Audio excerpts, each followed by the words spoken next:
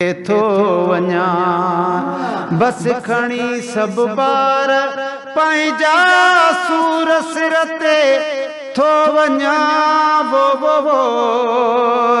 हा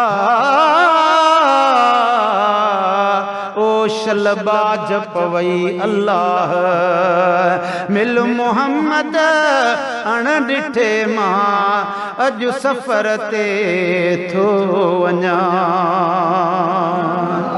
हर को पंहिंजे गिरेबान में झाती पाए त उहो ॾींहुं बि अचणो आहे। केरु मूंसां अग भरो थे मिट छॾे जॾहिं मोटंदा वो केरु मूंसां अग भरो थे मिट छॾे जॾहिं मोटंदा घर घड़ीअ जो हित छॾियूं मां असुल घर ॾे थो वञा। घर घड़ीअ जो हित छॾियूं मां असुल घर ॾे थो वञा। बस खणी सब बार पंहिंजा सूर सिर ते थो वञा मिल मोहम्मद अण ॾिठे मां अॼु सफ़र ते थो वञा। हुते हितां जी ॻाल्हि काने केरु समझे बोली बि वो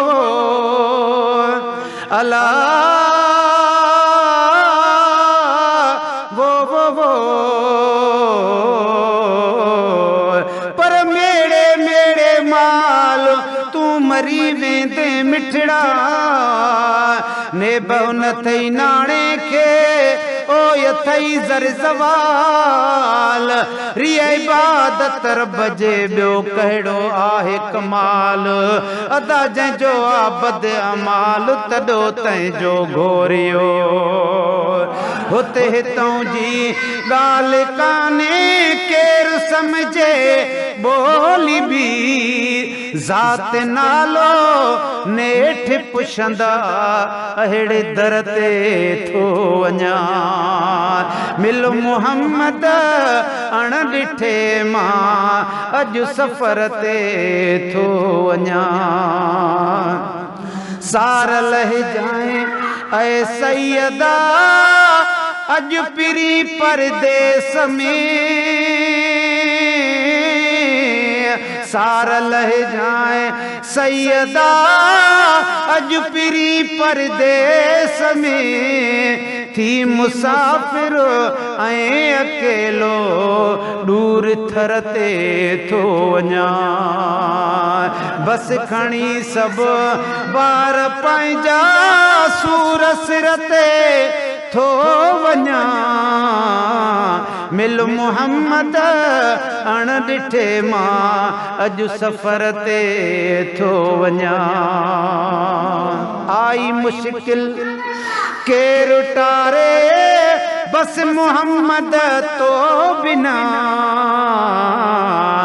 आई मुश्किल केरु टारे बस मोहम्मद तो बिना कोन आहे साण संगती ऋण कलर ते थो वञा।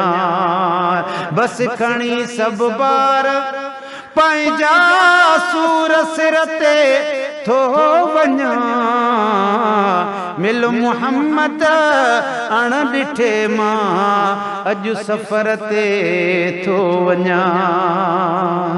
साम तुंहिंजे ऐं सैयदा ही गुलाम नबी गुलाम वो साम तुंहिंजे सैयदा ही गुलाम नबी गुलाम कोन वरदुसि क़यामत ताईं अहिड़े तर ते थो वञा कोन वरदुसि आका क़यामत ताईं अहिड़े तर ते थो वञा। बस खणी सब बार पंहिंजा सूर सिर ते थो वञा वो मिल मोहम्मद अण ॾिठे मां अॼु सफ़र ते थो वञा।